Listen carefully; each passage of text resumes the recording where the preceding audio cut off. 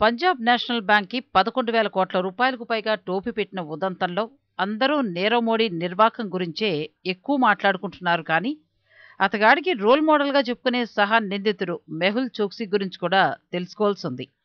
ఎందుకంటే మోసాలు బయటపడిన కాలంలో నీరవ్ మోడీ మెహుల్ చోక్సీ గురించే గొప్పగా చెప్పుకునేవాడు. అప్పట్లో అబ్బో! నిజంగానే మెహుల్ చోక్సీ గొప్పోడే అయ్యుండాలి అని అనుకునేవారు. కానీ ఇప్పుడు చూస్తే మాత్రం ఏ గూటి పక్షులు ఆ గూటికే చేరుతాయనే నానుడి గుర్తుకు రాక మానదు. మెహుల్ చోక్సీ గీతాంజలి జ్యువెలర్స్ అధినేత మాత్రమే కాదు, నీరవ్ మోడీకి మేనమామ కూడా. తన బ్రాండ్ అంబాసిడర్లుగా పెద్ద పెద్ద నటీమణుల్ని నియమించుకోవడమే కాకుండా ఫ్యాషన్ షోలు, బిగ్ టికెట్ ఈవెంట్స్ ప్లాన్ చేస్తుండేవాడు మెహుల్ చోక్సీ. ఇదే స్టైల్ని తర్వాతి కాలంలో నీరవ్ కూడా ఫాలో అయ్యాడు. 1970లలో వజ్రాల వ్యాపారానికి మంచి ఊపొచ్చింది. అప్పుడే తండ్రి మామల మధ్య వైరం ఏర్పడడంతో విడిగా వ్యాపారం పెట్టుకున్నారు ఈ పప్పు ఫ్యామిలీ. మెహుల్ చోక్సీ తండ్రి చినూభాయ్ తన నలుగురు సోదరులతో అలా వజ్రాల వ్యాపారాన్ని స్థాపించుకోగా 1974 సమయానికే ప్రపంచంలోనే పేరు పొందిన వ్యాపారులుగా ఎదిగారు. అయితే శుక్లాల వ్యాధితో చినూభాయ్ వ్యాపారం ఒక్కడే నిర్వహించలేక తన కొడుకులైన చేతన్, మెహుల్ చోక్సీలపై ఆధారపడడం ప్రారంభించాడు. అలా మెహుల్ చోక్సీ డైమండ్స్ బిజినెస్లోకి ఎంట్రీ జరిగింది. అప్పటికి మనోడు డిగ్రీ కూడా పూర్తి చేయకపోవటం గమనార్హం.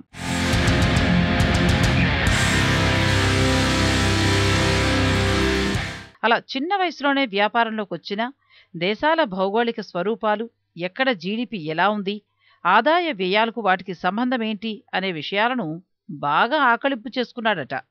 దాంతోపాటే తన ఉత్పత్తులకు ప్రపంచ స్థాయి గుర్తింపు ఎలా తీసుకురావాలో కూడా అతనికి తెలుసునని చిన్నతనంలో అతన్ని బాగా ఎరిగిన వారు చెప్తారు. ఇన్ని తెలివితేటలున్న ఇతగాడికి నిక్నేమ్ పప్పూట.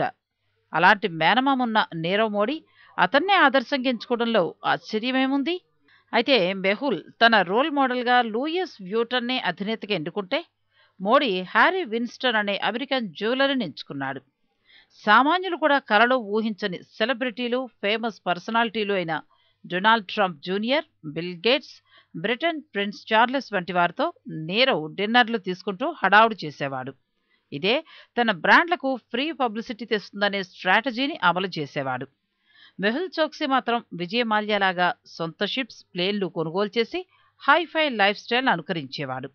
మెహుల్ తన బ్రాండ్ గీతాంజలిలోని పేరు కూడా తన సోదరి అంటే నీరవ్ తల్లి పేరు నుంచి గీత, మరో సోదరి అంజలి పేర్లను కలిపి ఏర్పాటు చేశాడు.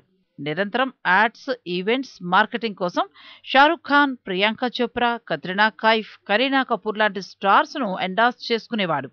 2012-2013 మధ్యలో కేవలం తన బ్రాండ్ల ప్రకటనల కోసమే 228 కోట్ల రూపాయలు ఖర్చు చేశాడంటే అర్థం చేసుకోండి మరి. ఆ ఏడాది గీతాంజలి సంస్థకొచ్చిన లాభం ఎంతో తెలుసా? 592 కోట్లు. అంటే 40% ప్రకటనలకే కేటాయించాడన్నమాట. గీతాంజలి జెమ్స్ చరిత్రలోనే అదే అత్యంత లాభాలు గడించిన సంవత్సరం. ఆ తరువాత ఏడాది గీతాంజలి జెమ్స్ అప్పు 5,239 కోట్ల నుంచి 8,485 కోట్లకు పెరిగింది. లాభాలు కూడా తగ్గిపోవడం ప్రారంభించాయి. అయితే మార్కెటింగ్ ఖర్చులు మాత్రం తగ్గించలేదు మెహుల్ చోక్సీ. సెబీ సంస్థలో మెహుల్ చోక్సీ ఇన్సైడర్ ట్రేడింగ్ చేశారనే ఆరోపణలతో దర్యాప్తు చేసిన సమయంలో గీతాంజలి జెమ్స్ అండ్ జ్యువెలర్స్ సంస్థ మార్కెట్ క్యాపిటలైజేషన్ 6,000 కోట్లుగా ఉంది. అలా 26 క్లయింట్ కోడ్లపై నిషేధం విధించింది కూడా. దీనికి తోడు బయట తాను తెచ్చుకున్న అప్పుల్ని తిరిగి చెల్లించలేదనే ఆరోపణలు, కోకొల్లాలు.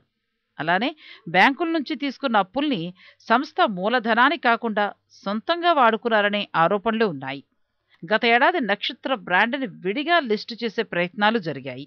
ఇలా లిస్టింగ్ ద్వారా దాదాపు 650 కోట్లు సేకరించే ప్రయత్నం కూడా మెహుల్ చేశాడు అంటారు.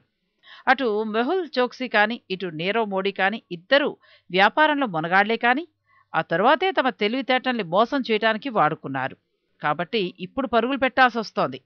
ఎందుకంటే అదేదో హిందీ సినిమాలో చెప్పినట్టు, కానూన్ కా హాత్ బహుత్ లంబా హై, చట్టం చేతులు చాలా పొడుగు.